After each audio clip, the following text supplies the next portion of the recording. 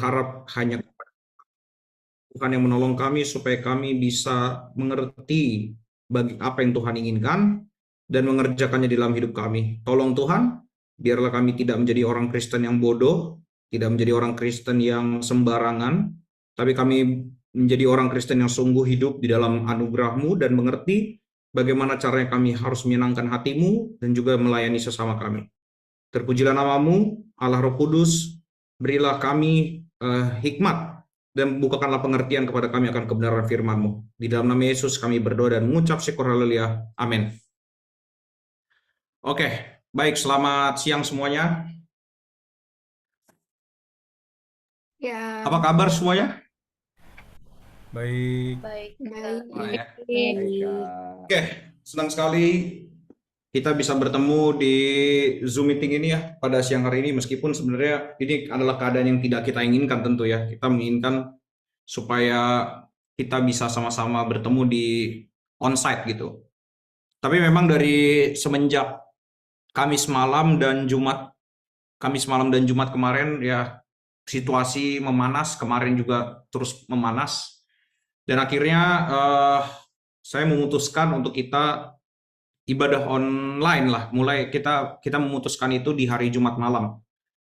Sebenarnya apakah karena kita takut? Tentu itu bukan hal yang ketakutan itu bukan hal yang pertama ada di dalam pikiran kita atau pikiran ya di dalam pikiran kita semua. Tentu kenapa kita harus online? Pertama kita harus menjaga satu sama lain supaya kita apalagi ada isu-isu yang tidak benar, kita tahu bahwa bukan kita tahu ya, mungkin kita mendengar berita bahwa aksi-aksi yang terjadi sekarang ini sudah ditunggangi dan takutnya ini akan menjadi ancaman yang sangat luar biasa bagi teman-teman, apalagi udah takutnya ditunggangi beneran dengan isu SARA, itu akan sangat menyakitkan kalau melihat teman-teman pergi ke gereja kemudian terbacok di jalan ya, saya yang sakit hati sebenarnya.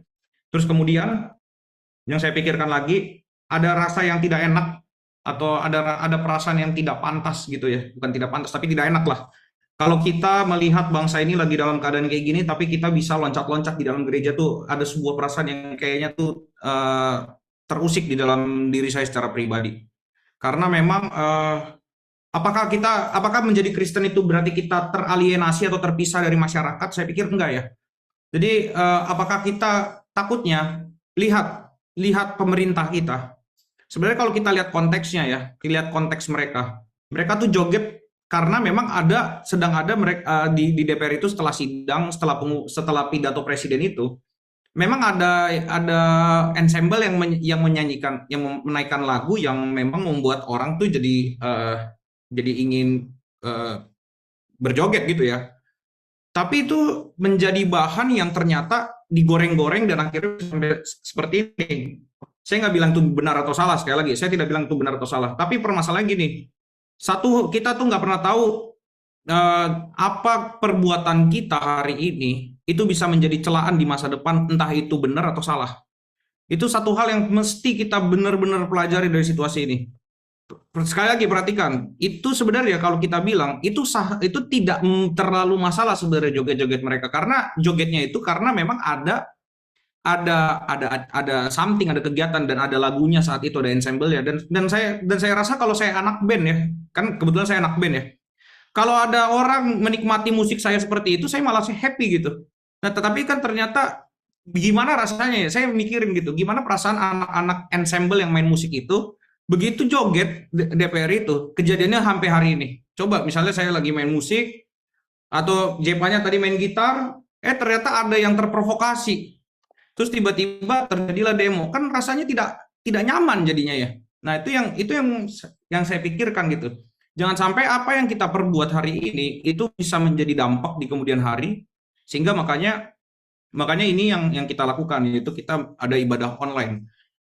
Itu bisa onsite, tapi ya kita lebih baik kita ya seperti ini karena toh fasilitasnya ada. Maka dari itu teman saya sekali lagi mau menghimbau kepada kita semua, sekali lagi, karena ini tetap konteksnya atau temanya adalah ibadah, jadi kita tetap pakailah cara-cara beribadah yang baik gitu ya. Karena sekali lagi Tuhan melihat ibadah kita ya, tidak hanya motivasi, tapi tindakan kita pun dilihat oleh Tuhan. Dan hari ini teman-teman, Kalau mungkin di flyer teman-teman lihat tema yang diangkat adalah tentang identitas atau anak-anak Allah, saya ganti temanya dan saya ganti itu mulai dari hari Jumat. Jadi ini adalah shifting yang sangat luar biasa. Karena tentu saya sangat sangat kesal sekali melihat threads terutama dari orang Kristen tertentu yang mendesak Kristen lainnya. Mana katanya ini Injil gini gini gini. Mana suaranya orang Kristen? Saya kesal sekali dengan kenapa harus seperti itu gitu. Nah, itulah makanya sebagai orang Kristen dan juga saya melihat saya dikirimin sama Acien kemarin Daniel Ferdian Prastio sebuah informasi yang menarik, yaitu ada salah satu anggota DPR perempuan yang kemarin baru saja minta maaf, itu menggunakan ayat yang kita bahas hari Selasa, Roma 13 ayat 4, dijadikan status story Instagramnya. Seakan-akan itu membenarkan posisi mereka gitu loh. Dalam hati saya ya, gila ya. Bisa-bisanya ayat firman Tuhan dimanfaatkan untuk kepentingan pribadi. Waduh, itu yang kacau sih sebenarnya. Gimana ternyata ya itulah. Kemarin seperti di hari Selasa saya bilang DPR itu tone deaf, pemerintah itu tone deaf gitu ya. Seperti juga kalau kita lihat itu kayak anak-anak zaman sekarang tuh dinamakan dengan generasi Z atau Alpha gitu yang dibilang tone deaf. Dan saya menyimpulkan bahwa sebenarnya apa yang dilakukan DPR itu adalah gambaran dari masyarakat. Lihat apa yang dilakukan oleh anggota salah satu orang tersebut yang memakai ayat firman Tuhan untuk dijadikan tamengnya, itu adalah bentuk dari orang Kristen sesungguh-sungguhnya yang ada saat ini. Menggunakan ayat firman Tuhan buat nyerang-nyerang sana sini dan buat defense. Makanya jangan sampai kita seperti itu. Itu adalah gambaran dari orang Kristen yang ada di Indonesia. Makanya itu siang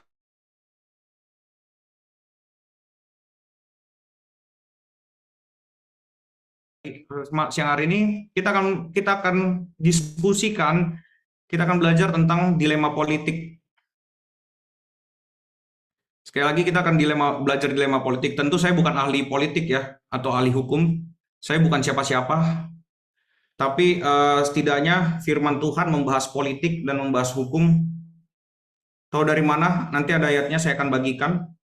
Jadi hari ini kita akan belajar tentang dilema politik dan ini sebenarnya pembahasannya sudah saya siapkan dari kemarin, tapi waktu mempersiapkan saya belum ketemu judulnya. Dan saya baru ketemu judulnya tadi pagi waktu ngechat di WhatsApp. Itulah judulnya, yaitu dilema politik. Dan kenapa bisa muncul kata dilema? Ini yang mungkin pertama-tama kan kita coba sama-sama bahas dan pikir dulu. Kenapa bisa muncul kata dilema? Nah, ini dia. Dilema itu ada sebuah pengertian yang saya mau bagikan di sini. Menurut KBBI, dilema itu artinya adalah situasi sulit yang mengharuskan orang menentukan pilihan antara dua kemungkinan yang sama-sama tidak menyenangkan atau tidak menguntungkan. Situasi yang sulit dan membingungkan. Nah, jadi dilema itu artinya adalah ada situasi yang sulit, orang harus menentukan pilihan atau kemungkinan yang sama-sama tidak menyenangkan. Dan sekarang dilema politik ini maksudnya seperti apa? Nah, saya akan memberikan sebuah penggambaran seperti ini. Nah, hidup kita ini sekarang ini seperti kita tuh harus berharap di saat seperti tidak ada harapan, ya. Berharap di saat tidak ada harapan. Yang kedua, menghormati mereka yang tidak layak menerima hormat itu. Yang kemudian yang ketiga, mengasihi mereka yang tidak setulus itu mengasihi kita. Ini kan salah satu bentuk dilema. Gimana kalau kita sebenarnya dituntut saat-saat ini hidup tetap dalam pengharapan. Ingat loh, tanpa adanya pengharapan sulit manusia untuk bergerak hidup. Dan berkali-kali saya harus bilang, kita tuh sering dipatahkan pengharapan kita. Teman saya beberapa hari lalu ada yang chat, dan dia kebetulan adalah pemegang komsel gitu di gerejanya. Dia ngomong kalimat kayak gini. Dia panggil saya Cere kan, Cer, gimana ya? Gimana caranya kita bisa memberitakan pengharapan kepada Tuhan kalau saja negara ini hancur dan kelihatannya tuh, dan gimana kita harus ngomongin pengharapan kalau kita diperhadapkan dengan situasi yang sulit kayak gini? semakin hancur apa namanya? Semakin hancur kehidupan kita, semakin hancur kehidupan negara ini. Kita susah ngomongin Tuhan dan seakan-akan memang kayaknya orang-orang kan lebih berpikir tidak ada Tuhan itu lebih benar daripada ada Tuhan. Nah, ini adalah situasi yang sangat sulit. Kenapa? Punya pengharapan, tapi pengharapannya apa? Berharap bisa tidak ada pengharapan itu. Itu adalah situasi yang sangat sulit. Kemudian apa? Menghormati yang tidak layak menerimanya. Atau dalam tanda kutip, atau bahasa yang lebih parah lagi, menghormati mereka yang melecehkan kehormatan kita juga. Itu sulit loh. Ya nggak? Menghormati mereka yang dalam tanda kutip melecehkan kehormatan kita juga. Iya dong, kalau kita lihat pimpinan-pimpinan kita, bagaimana kemarin tuh ada driver ojol yang terkena apa, sepertinya orang tidak lagi, hidup orang itu tidak lagi dihormati. Kita, apa namanya, pajak mau dinaikkan, kemarin yang di Pati kasus pajak mau dinaikkan 100 apa 1000% ya, saya lupa. Itu kan seperti tidak bisa menghormati dan menghargai lagi. Nah, terus kemudian mengasihi mereka yang tidak setulus itu mengasihi kita. Ini adalah situasi yang sulit. Ini ada di dalam kehidupan kita bernegara, kehidupan berpolitik, tapi juga ada di dalam kehidupan kita sehari-hari. Makanya semuanya itu adalah hal yang tidak bisa terpisahkan antara kehidupan politik, kehidupan apa segala macam. Semuanya itu ada kaitannya. Nah, makanya kita sekarang sama-sama belajar dari firman Tuhan saat ini tentang dilema ini. Bagaimana kita harus bersikap. Tapi sebelum kita tahu bagaimana bersikap, maka saya akan menerangkan dulu tentang pemerintah. Maka kita akan baca Alkitab kita dari kitab Roma. Mari buka Roma 13 ayat 1 sampai 7.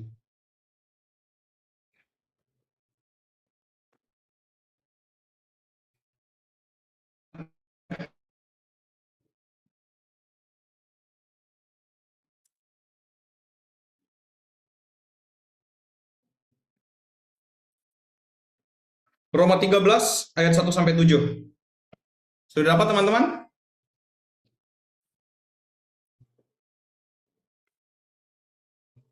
Baik, kalau sudah dapat, saya akan bacakan untuk kita semua. Judul teksnya adalah kepatuhan kepada pemerintah. Ini ayat Alkitab ya, bukan saya yang buat-buat ya. 1. Tiap-tiap orang harus takluk. Perhatikan kata harus takluk kepada pemerintah yang di atasnya. Sebab tidak ada pemerintah yang tidak berasal dari Allah. Dan pemerintah-pemerintah yang ada ditetapkan oleh Allah. Perhatikan, tidak ada pemerintah yang tidak berasal dari Allah dan ditetapkan oleh Allah. Yang kedua, sebab itu barang siapa melawan pemerintah, ia melawan ketetapan Allah, dan siapa yang melakukannya akan mendatangkan hukuman atas dirinya. Sebab jika seorang berbuat baik, ia tidak usah takut kepada pemerintah. Hanya jika ia berbuat jahat. Maukah kamu hidup tanpa takut terhadap pemerintah? Perbuatlah apa yang baik dan kamu akan beroleh pujian daripadanya. Karena pemerintah adalah hamba Allah untuk kebaikanmu. Tolong garis bawahi kata di dalam ayat 4. Pemerintah adalah hamba Allah untuk kebaikanmu. Jadi adanya pemerintah tuh untuk apa? Jelas. Dan pemerintah itu siapa? Jelas. Tapi jika engkau berbuat jahat, takutlah akan dia, pemerintah. Karena tidak percuma pemerintah menyandang pedang. Pemerintah adalah hamba Allah. Diulang lagi kata pemerintah adalah hamba Allah. Untuk membalaskan murka Allah terhadap atas mereka yang berbuat jahat. Sebab itu perlu kita menaklukkan diri. Bukan saja oleh karena kemurkaan Allah, tapi juga oleh karena suara hati kita. Itulah juga sebabnya kamu membayar pajak. Oke? Itulah sebabnya kamu bayar pajak. Siapa di sini yang nggak bayar pajak? Karena mereka yang mengurus hal itu adalah siapa? Pelayan-pelayan Allah. Jadi udah 3 kali diulang kata hamba Allah. Perhatikan tuh ya baik-baik. 7. Bayarlah kepada semua orang apa yang harus kamu bayar. Pajak kepada orang yang berhak menerima pajak. Cukai kepada orang yang berhak menerima cukai. Rasa takut kepada orang yang berhak menerima rasa takut, dan hormat kepada orang yang berhak menerima hormat. Ini konteksnya masih di dalam pemerintah loh, ayat 7 ini. Sekali lagi, konteks teks ayat 7 ada di dalam pemerintah. Baik, kita akan lihat di dalam teks ini, saya tidak akan jabarkan semua, terutama ayat 1. Wah, kita harus takluk apa segala macam. Ntar dulu.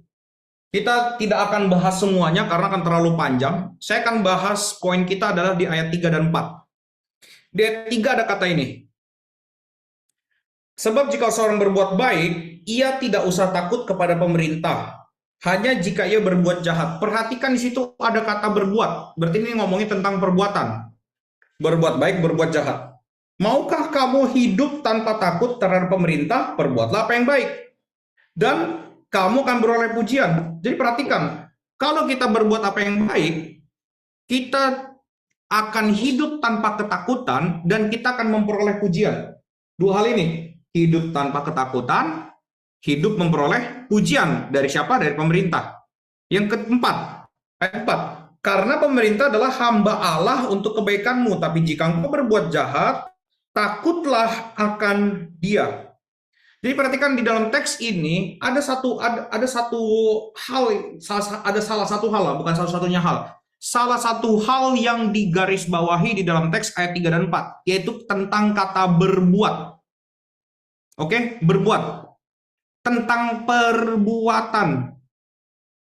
Jadi pemerintah, dengan demikian kita bisa melihatnya seperti ini. Pemerintah adalah alat Tuhan, hamba Tuhan untuk menjalankan keadilan Allah. Jadi di situ ada perbuatan baik atau kebaikan, dan di situ ada kejahatan. Kedua-duanya mendapatkan ganjaran dari pemerintah. Jadi inilah yang harus kita pahami dari apa sih sebenarnya pemerintah ini. Jadi sekali lagi, pemerintah adalah hamba Allah. Hamba Allah di mana mereka menjalankan fungsi apa? Keadilan Allah.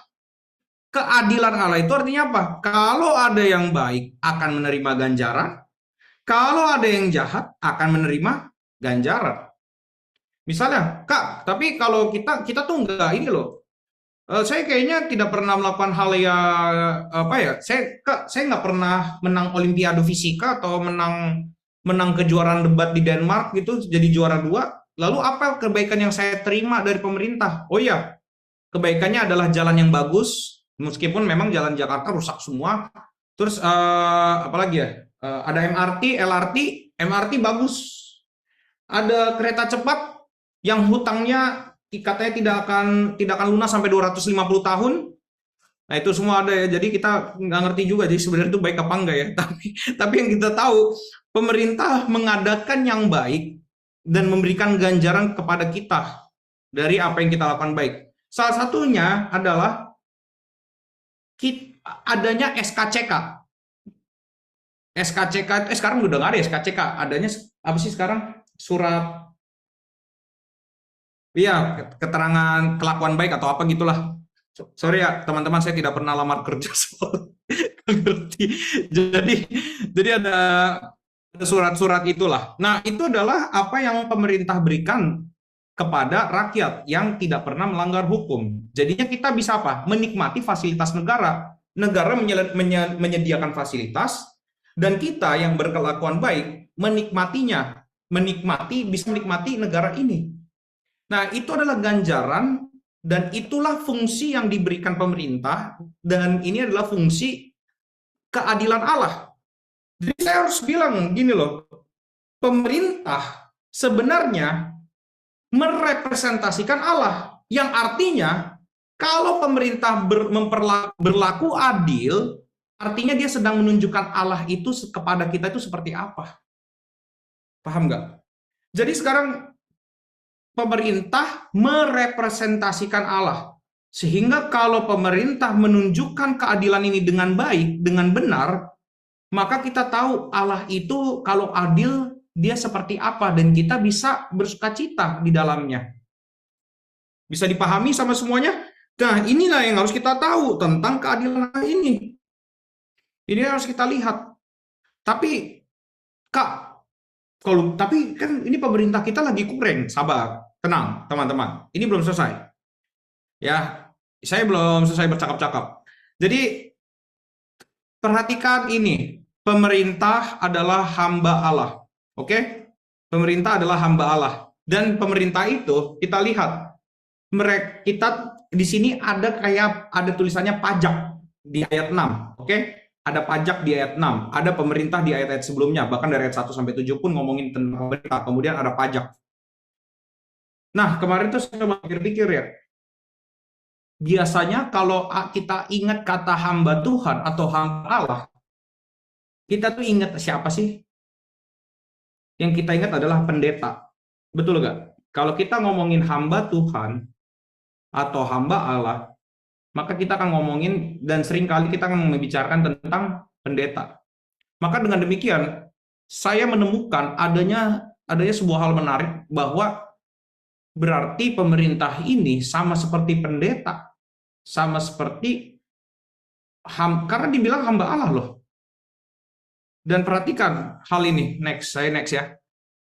Perhatikan hamba Allah di sini. Ada gereja. Gereja di sini dipimpin oleh pendeta dan para pemimpin gereja atau penatua. Sedangkan kalau di negara itu dipimpin presiden, MPR, DPR dan para pemimpin negara. Betul ya? Kalau negara. Terus di gereja ada persembahan. Persembahan itu gunanya buat apa? Apakah gunanya untuk memperkaya pendetanya? Tentu tidak. Seharusnya dipakai untuk supaya pelayanan kepada jemaat terus berlangsung. Saya ngomong itu loh. Persembahan itu gunanya supaya pelayanan kepada jemaat itu terus berlangsung. Seperti pajak. Pajak itu gunanya apa? Supaya hamba-hamba Allah ini, yaitu presiden, MPR, dan para pemimpin ini, mereka kan punya tugas untuk menjalankan keadilan Allah. Supaya mereka terus bisa berlanjut menjalankan keadilan itu. Itulah makanya ada pajak.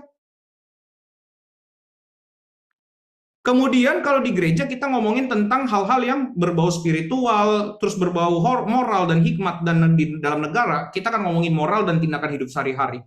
Ini mirip sekali atau ini merupakan gambaran dari Roma 12 ayat 1 sampai 2. Coba kita buka Roma 12 ayat 1 sampai 2.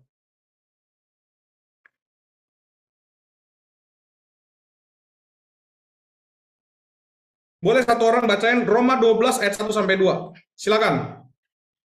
Gue baca versi TB2 ya, Kak. Ya, silakan. Karena itu, saudara-saudara, oleh kemurahan Allah, aku menasihatkan kamu, supaya kamu mempersembahkan tubuhmu sebagai persembahan yang hidup, yang kudus, dan yang berkenan kepada Allah. Itulah ibadahmu yang sejati. Janganlah menjadi serupa dengan dunia ini, tapi berubahlah oleh pembaharuan budimu, sehingga kamu dapat membedakan mana yang kehendak Allah, apa yang baik, yang berkenan kepadanya, dan sempurna. Oke, thank you, Ray. Perhatikan di sini.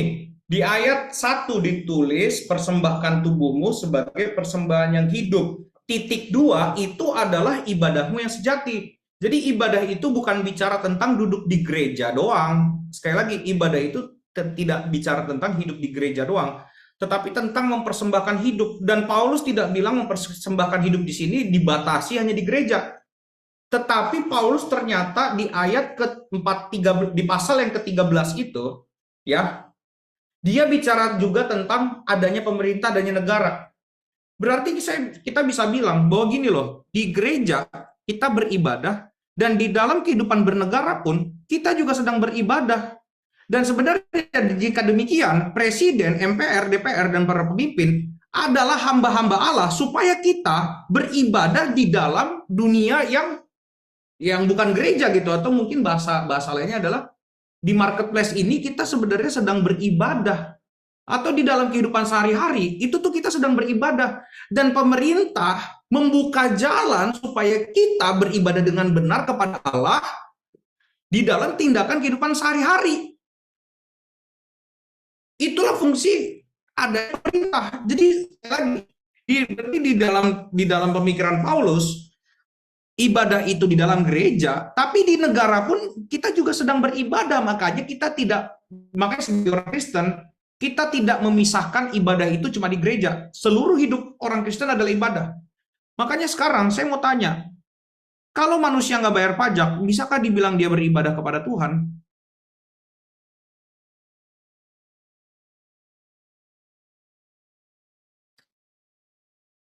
Nah, ini menjadi pertanyaan. Kalau orang nggak bayar pajak, Apakah dia beribadah kepada Tuhan? Tapi pajak saya digunakan dengan salah. Gimana dong?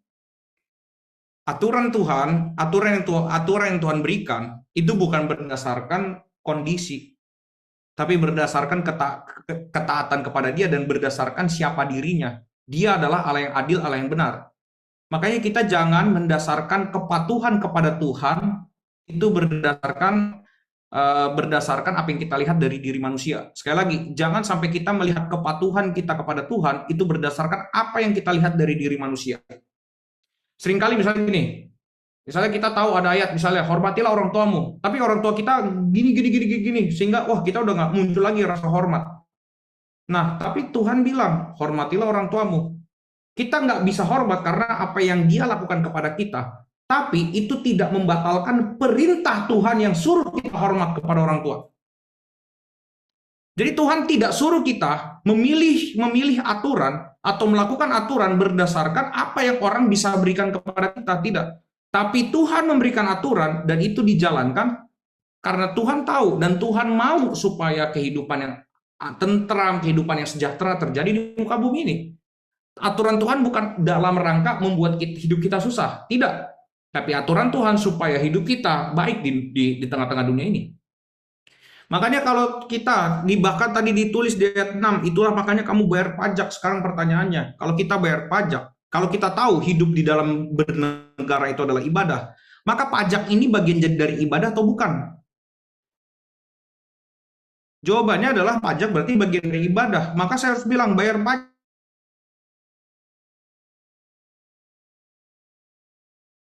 Gimana? Nanti saya akan kasih yang berikutnya. Tenang, ini tolong jangan dipahami. Ini sekali lagi penjelasan yang bagian awal ini jangan langsung dikaitkan dengan pemerintah yang kurang ya. Tapi ini dengar dulu, ini adalah yang seharusnya pemerintah tuh kayak gimana? Tindakan atau fungsi yang seharusnya pemerintah tuh seperti apa? Jadi ini dulu cermati, oke? Jadi kita sekarang tahu bahwa pemerintah adalah representasi Tuhan atau representasi yang menghadirkan Tuhan, yang menggambarkan Tuhan, yang menggambarkan keadilan Tuhan. Karena mereka membalas semua yang kita lakukan, baik itu yang baik maupun yang buruk. Dibalasnya dengan keadilan yang mereka berikan. Dan itu harusnya berdasarkan apa yang Tuhan berikan kepada pemerintah. Nah itu. Nah, berarti kita harus bisa menyimpulkan seperti ini. Menolak hamba Tuhan berarti menolak Tuhan. Maka, menolak kehadiran pemerintah berarti juga menolak Allah. Sekali lagi, kalau tadi di dalam teks Alkitab menolak pemerintah itu adalah hamba Allah, maka menolak hamba Tuhan berarti menolak Tuhan. Menolak kehadiran pemerintah berarti menolak Allah juga. Dan menolak kehadiran hamba Tuhan berarti juga menolak Allah. Makanya kita harus hati-hati. Kita mungkin sekarang ini hidup kita seperti ini, tapi bukan dalam arti kita menolak tidak adanya pemerintah. Salah loh. Kita bukan menolak tidak adanya pemerintah, kita bukannya menolak pemerintah itu supaya jadinya tidak ada, bukan. Tapi kita menolak orang-orangnya yang menjabat di situ, dan kita berharap ada perubahan, tapi pemerintah itu tetap harus ada. Jadi pemerintah harus tetap ada, politik tetap harus ada. Tapi bukan berarti yang kita lakukan sekarang adalah supaya pemerintah itu supaya jadi tidak ada pemerintah. Tidak bisa seperti itu. Tidak bisa seperti itu. Maka kacau nanti dunia ini, negara ini kalau tidak ada pemerintah. Coba bayangkan, kalau tidak ada yang pimpin negara ini, misalnya tidak ada yang pimpin negara ini, apa yang akan terjadi? Semua orang hidup dalam kebarbaran. Semua orang hidup dalam kehidupan yang seenak-enaknya. Nah itu, saya nggak bisa jelasin lebih dalam ya. Mungkin, wah ini kan ada lembaga yudikatif, legislatif, eksekutif, ada trias politika, bla bla bla segala macam. Nanti pelajarilah bersama yang lebih ahli ya. Saya tidak ahli banget ya. Tapi ini adalah satu poin yang digambarkan oleh Paulus di dalam kitab Roma. Jadi tolong perhatikan, pemerintah itu adalah hamba Allah, menolak kehadiran hamba Allah berarti menolak Allah itu sendiri. Nah, tapi ternyata pemerintah banyak kurangnya. Kita buka teks-teks ini. Mari buka Amsal 28 ayat 15. Silakan satu orang boleh bacakan. Amsal 28 ayat 15.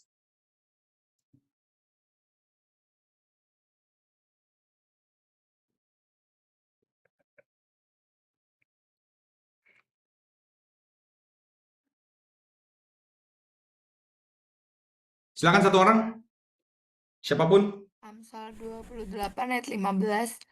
Seperti singa yang meraung atau beruang yang menyerbu, demikianlah orang fasik yang memerintah rakyat yang lemah. Nah, itu ya. Jadi kita lihat seperti singa yang meraung gitu. Artinya apa? Memberikan ancaman. Beruang yang menyerbu sama memberikan ancaman juga. Demikianlah orang fasik yang memerintah rakyat yang lemah. Jadi pemerintah ini ternyata ada pemerintah yang kerjanya memberi ancaman. Ingat, rakyat itu pasti posisinya lemah. Kalau posisi kita kuat, kita betul-betul berarti kita pemerintahnya. Rakyat itu pasti lebih lemah. Next, Amsal 29 ayat 2. Silakan, satu orang. Amsal 29 ayat 2. Jika orang benar bertambah, bersukacitalah rakyat. Tapi jika orang fasik memerintah, berkeluh kesahlah rakyat. Nah, sudah jelas ya. Jika orang benar bertambah, bersukacitalah. Jadi makanya ayat 2 ini udah jelas loh. Ayat 2. Gimana sih cara, kan jika orang fasik memerintah, berkeluh kesahlah rakyat. Sekarang pertanyaannya, kita berkeluh kesah nggak? Nah, berarti pemerintah kita gimana? Nah, kita bisa gambarkan sendiri. Nah, kalau begitu, gimana caranya supaya kita sukacita? Apakah dengan menggulingkan pemerintah? Bukan. Tapi ayat 2. Tambahkanlah orang benar. Ayat 4. Silakan, satu orang. Ayat 4.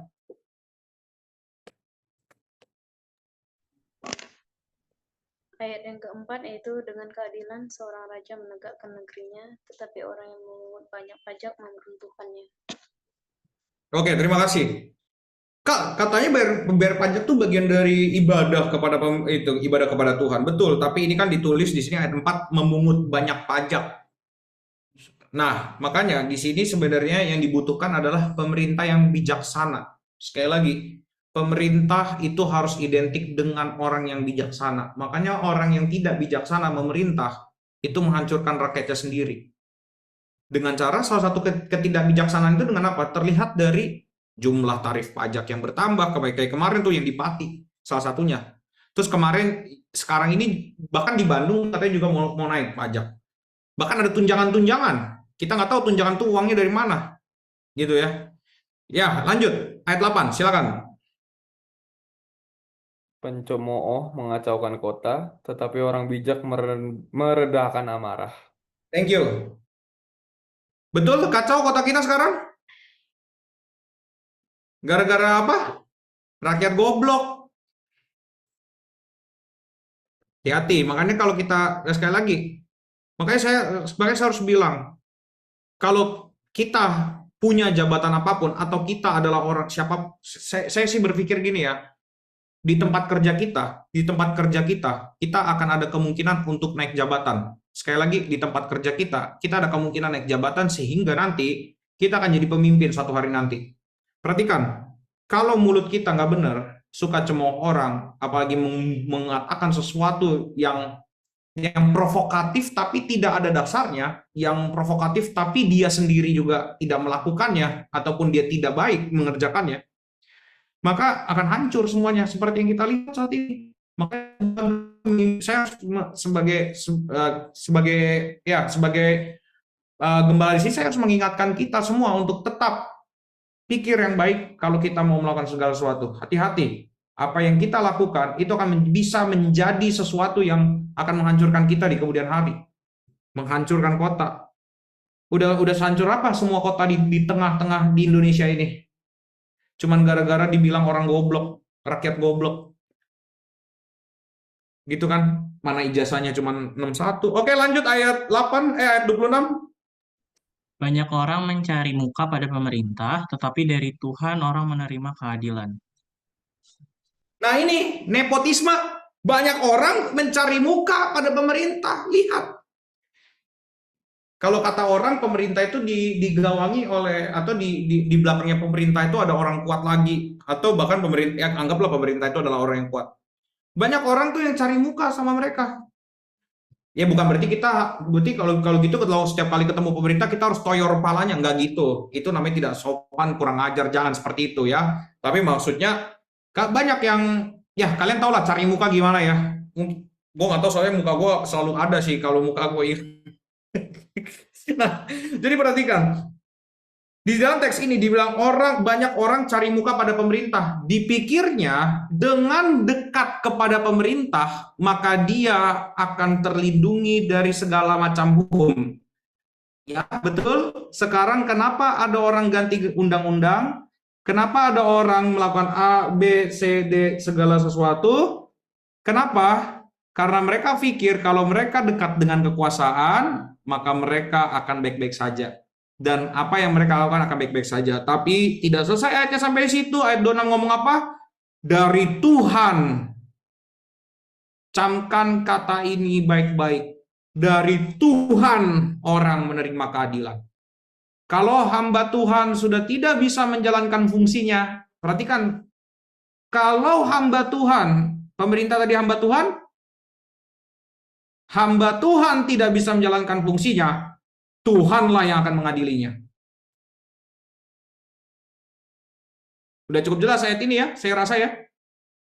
Jadi sekarang pertanyaannya, ada nggak hamba Tuhan yang kampret? Pendeta yang kampret banyak.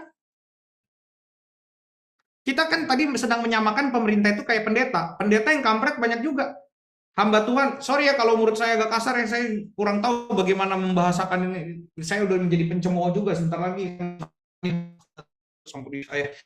Jadi ada hamba-hamba Tuhan yang tidak benar juga hidupnya. Oke, mungkin bahasa lebih baik ya. Ada hamba-hamba Tuhan yang tidak benar hidupnya. Nah, coba pikir seperti ini. Seperti ada banyak orang yang mengaku hamba Tuhan, tapi mereka adalah hamba diri mereka sendiri. Demikian juga banyak orang yang mengaku bisa menjadi pemerintah, tapi mereka adalah hamba diri mereka sendiri. Jadi mereka jadi mereka dengan bilang bahwa mereka adalah pemerintah, mereka sedang mendeklarasikan diri mereka sebagai alat Tuhan, hamba Tuhan untuk menjalankan keadilan di tengah-tengah dunia ini. Tetapi ternyata seperti pendeta ada yang menjadi hamba bagi perut mereka, demikian juga pemerintah yang fasik adalah hamba dari perut mereka sendiri. Jadi firman Tuhan udah menjelaskan ini. Nah, sekarang gimana? Apa yang kita lakukan? Apa yang harus kita lakukan? Itu gimana dong apa yang harus kita lakukan? Sebenarnya saya udah menulis, tapi saya mau jawab dulu sekarang satu. Yang harus kita lakukan adalah, mungkin langkah yang terbaik adalah 2029, pilihlah calon-calon orang yang akan memerintah itu dengan benar dan tepat.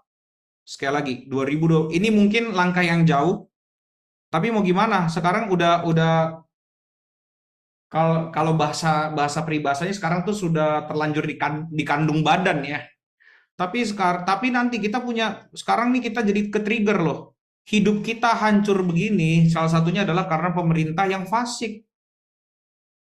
Maka kita harus tahu gimana cara memilih pemerintah. Makanya kita harus ngerti nanti kalau pemilu tolong pilih yang benar. Ya, saya tidak akan menyalahkan gara-gara 02 nih, gara-gara 01, gara-gara 03, tidak. Ingat semua keputusan Allah. Tapi kita manusia juga diberi kebijaksanaan, diberi hikmat. Nah, maka nanti kalau kita tahu kalau kita semua saat ini sudah salah, perbaiki nanti di pemilu berikutnya. Jangan abstain, jangan golput, maka perhatikan rekam jejak setiap orang yang akan kita pilih nanti. Itu salah satu kuncinya. Nah, tapi saya ada beberapa yang mau saya sampaikan lagi. Menjadi sebuah refleksi bagi kita. Yang pertama, kita harus merefleksi pertama, pemerintah adalah... saya mau tanya dulu sama semuanya, sebelum saya lanjut ke refleksi ini. Siapa yang di sini mau jadi bagian dari pemerintah, angkat tangan. Atau tertarik gitu mau hidup mau ada dalam kegiatan politik, angkat tangan. Boleh nggak? Tuhan Yesus tolong naikkanlah satu orang dari tempat ini yang suka berpolitik, Tuhan. Kasihan juga ya. Gisel mau katanya, Kak. Gisel mau katanya. Dia cocok ya jadi temannya Ahok ya. Karena Ahok suka nyanyi sebenarnya. Kan Gisel Ardito ya. Oke, lanjut. Emang nggak jelas aja itu tadi. Oke, pemerintah adalah hamba Allah. Sehingga fungsinya harusnya menjalankan apa yang Allah kehendaki. Pemerintah merepresentasikan Allah. Sehingga hidup yang dijalani oleh rakyat, ini saya ada kata kurang. Sehingga hidup yang dijalani oleh rakyat memang adalah hidup ibadah. Karena kita melihat representasi Allah di dalam pemerintah, maka hidup yang akan kita jalani nanti adalah seharusnya kalau pemerintah itu benar, pemerintah membuat kita bisa hidup beribadah yang benar. Paham ya? Notes poin 1 ini dulu, karena ini akan ada hubungannya dengan poin 3 nanti. Yang kedua, pemerintah ternyata bisa menyeleweng dari panggilannya sebagai hamba Allah. Ingat, pemerintah itu hamba Allah, tapi bisa menyeleweng dari panggilannya. Tadi di dalam Amsal ada dibilang mereka ada yang fasik, ada yang bodoh, tidak punya hikmat, ada yang tidak adil, ada juga yang nepotisme. Lihat, mereka bisa menyeleweng dari panggilannya. Begitu juga dengan pendeta. Pendeta ada yang mengambil, mencuri uang jemaat, memperalat jemaat, ada banyak. Begitu juga dengan pemerintah. Nah, makanya yang ketiga, perhatikan ini. Rakyat melakukan dosa karena pemerintah memperlihatkan tindakan berdosa. Coba pikir baik-baik. Pemerintah menyediakan jalan supaya di poin 1, pemerintah menyediakan jalan supaya di dalam kehidupan kita sehari-hari kita ibadah. Tapi pemerintahnya berdosa, maka akibatnya apa? Rakyatnya juga jadi berdosa.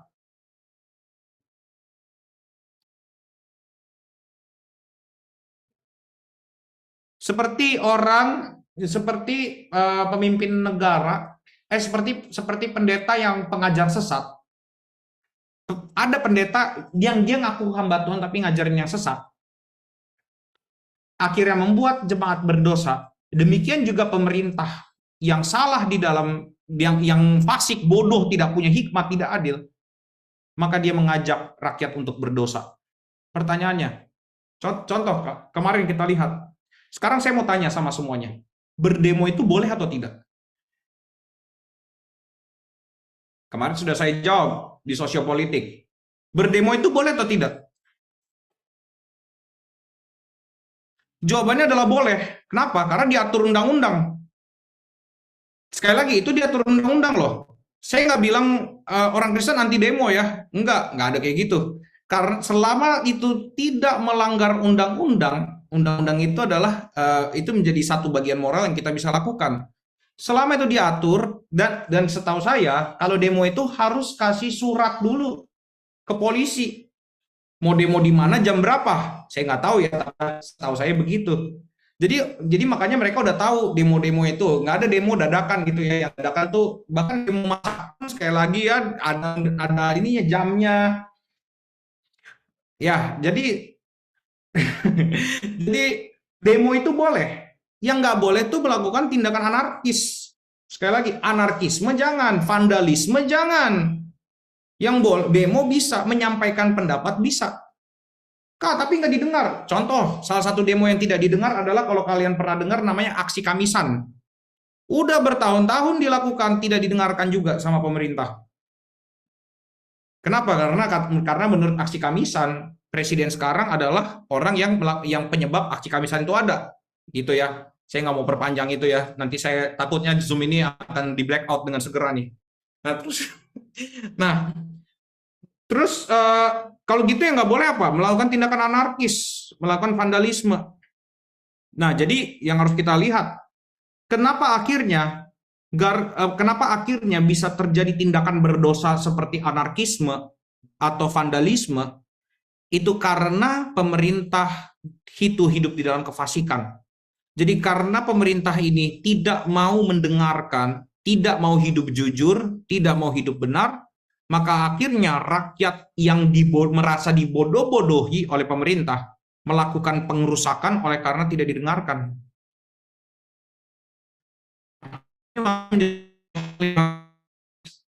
Kita sekarang sulit sekali. Maka sebenarnya ada beberapa langkah yang kalau gitu kita harus gimana, Kak? Untuk saat ini, saya memberikan beberapa langkah. Ada 5 langkah taktis yang bisa kita lakukan. Yang pertama, bersuara. Tapi sebelum Anda bersuara, paham yang mau disampaikan itu apa. Dan perhitungkan dampaknya itu apa setelah Anda menyampaikan sesuatu. Sekali lagi, paham yang mau disampaikan apa, dan perhitungkan dampaknya. Kemarin saya ngobrol sama Santa. Kenapa kan setiap kali demo, pada akhirnya rakyat itu tidak pernah pakai strategi kalau berdemo. Betul nggak? Semua bareng-bareng di satu tempat menyampaikan pendapat. Atau misalkan waktu berdemo semua pakai strategi gitu. Misalnya ini ke sini, semua ke sini, gini. Ini caranya gini. Terus kemarin saya ngobrol, kayak misalnya kemarin ada terjadi apa sih, rusuh di Makobrimob yang ada di mana sih, di Kuitang. Yang ada di Kuitang. Saya bilang, ini kalau jalur ransumnya Brimob ditutup 2 hari aja, lumpuh itu Makobrimob. Karena kalau setahu saya, menurut ilmu perang yang saya pernah baca ya, buku-buku perang, gimana caranya melumpuhkan kekuatan itu adalah dengan menutup jalur ransumnya, jalur makanannya apa segala macam. Makanya sebenarnya kalau kita menyuarakan tanpa adanya strategi itu juga salah. Makanya Amsal pernah ngomong apa ya? Tanpa pengetahuan kerajinan pun tidak baik. Itu ya. Jadi makanya kalau kita bersuara, pertama paham yang mau disuarakan apa, yang kedua perhitungkan dampaknya. Yang kedua, langkah taktis. Kita bisa turun ke jalan, demonstrasi. Oke. Ketiga, ademkan suasana. Ya, jadi teman-teman bisa tone down. Yang keempat, ini adalah rekomendasi dari saya untuk semuanya, yaitu diam. Untuk saat ini, apa yang harus kita lakukan? Diam. Kenapa? Mau suaramu benar saat ini, mau suaramu adem saat ini, orang yang sudah emosi tidak akan pernah mendengarkan suara itu. Ingat ini, saat ini bagian kita adalah diam. Jangan menambah suara, jangan bikin postingan apapun untuk saat ini, kalau menurut saya. Karena itu hanya akan menyulut emosi orang. Lebih baik kita diam, kita berdoa. Seakan-akan Tuhan nggak berkuasa atas negara ini, itu salah. Ingat, Tuhan adalah pemilik alam semesta ini. Kita punya kuasa yang lebih besar daripada apapun. Maka berdoa sama Tuhan. Makanya saat ini, teman-teman, mau itu lo di close friend pun, jangan, sebisa mungkin jangan bikin postingan apapun dulu. Tentang demo kah, tentang apa. Kalau bisa ademin suasana, silakan ademin suasana. Tapi pertanyaannya, perhitungkan dampaknya. Bukankah satu suara mau itu bagus? Misalnya nih, misalnya kalau kita ya dengar ya suara yang udah berisik banget gitu ya di sekitar kita, berisik banget gitu. Terus ada satu suara lembut yang datang gitu. Pertanyaannya, apakah kita akan bisa mendengarkan satu suara lembut itu? Tidak, suara lembut itu justru akan menambah kebisingan telinga kita. Belum tentu. Makanya saat ini saran saya lebih baik kita semua diam dan berdoa. Kalau suasana sudah lebih tenang, mungkin kita bisa mengajak teman-teman untuk bisa lebih calm down, lebih chill. Ingat, kalau orang sudah emosi, omongan apapun tidak akan laku buat dia. Makanya kalau ada orang curhat sama saya, udah nangis-nangis, gini, makanya saya cuma bisa bilang, sabar Tuhan tolong. Kalau dia dalam keadaan tenang, baru saya bisa kasih masukan. Tapi kalau udah nangis, gimana kita mau kasih tahu orang nangis? Janganlah. Ya. Jadi teman-teman, langkah taktis bagi kita saat ini adalah salah satunya diam. Kemudian yang kelima adalah, ini langkah taktis yang harus dilakukan oleh kita semua adalah berdoa. Nanti makanya saya mau mengajak kita semua untuk berdoa. Tapi saya harus mengingatkan ini. Jangan menjadi provokator dan jangan terprovokasi. Tetap tenang, tetap berhikmat. Perhitungkan langkahmu agar perjuanganmu tidaklah dihajar balik kepadamu. Jadi gini teman-teman, kenapa saya berbicara kalimat ini? Karena barusan aja tadi siang, saya melihat ada orang yang, jadi gini, kan di gereja ini sekarang nih kita ada banyak banget orang-orang yang sedang bilang, pendeta-pendeta sedang bilang, mari kita berdoa untuk Indonesia damai. Ada yang bikin status. Ini seruan gereja ini aneh, Indonesia damai. Damai untuk apa? Damai untuk diam atau gimana? Terus dia bawa kitab Yeremia. Di dalam kitab Yeremia tuh mengumandangkan kepada pemerintah yang kejam, yang lalim. Dia berbicara dengan lantang untuk gini supaya pemerintah ini dengar gitu. Permasalahannya konteks Yeremia itu yang benar itu cuma Yeremia, yang lain tidak. Sedangkan di negara ini kita adalah banyak sekali orang yang benar. Tolong lihat konteksnya. Di dalam konteks Yeremia juga misalnya itu memang konteksnya tentang keselamatan, dan memang yang memerintah bangsa Yahudi saat itu memang lalim gitu, memang bodoh gitu. Tapi sekali lagi, di saat itu tidak ada orang percaya selain Yeremia. Makanya kasus Yeremia ini unik karena dia memberitakan Injil, justru tidak ada yang bertobat sama sekali. Nah, kita saat ini, apakah orang percaya itu cuma satu orang? Tentu tidak. Kita ada banyak.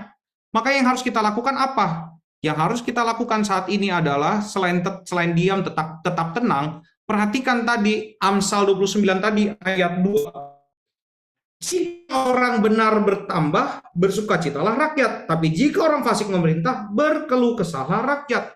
Yang harus kita terus gaungkan adalah bagaimana kita harus tetap memberitakan Injil supaya orang yang benar itu bertambah sehingga rakyat bisa sukacita.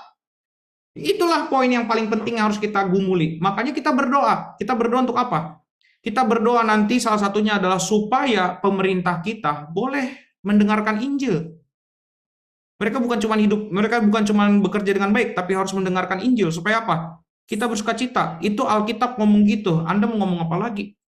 Makanya kita berdoa supaya mereka telinganya boleh mendengarkan Injil. Dan supaya Tuhan beranugerah buat hidup mereka. Supaya mereka boleh membagikan kasih Allah kepada kita. Sehingga mereka tahu fungsi mereka sebagai hamba Allah itu seperti apa. Itu yang bisa saya bagikan pada siang hari ini. Mari kita berdoa firman. Kami bersyukur Tuhan untuk anugerah-Mu siang hari ini. Tuhan tolong dan berkatilah setiap kami Tuhan yang pada saat siang ini hari ini mendengarkan. Maka Tuhan ajarilah kami punya hikmat di dalam berperilaku dan di dalam bertindak Tuhan. Tuhan berkati kami dan pakailah hidup kami supaya kami bisa melayani dan tetap terus hidup di dalam kebenaran-Mu Tuhan. Berkatilah bangsa kami Tuhan. Di dalam nama Yesus kami berdoa, amin. Baik, teman-teman.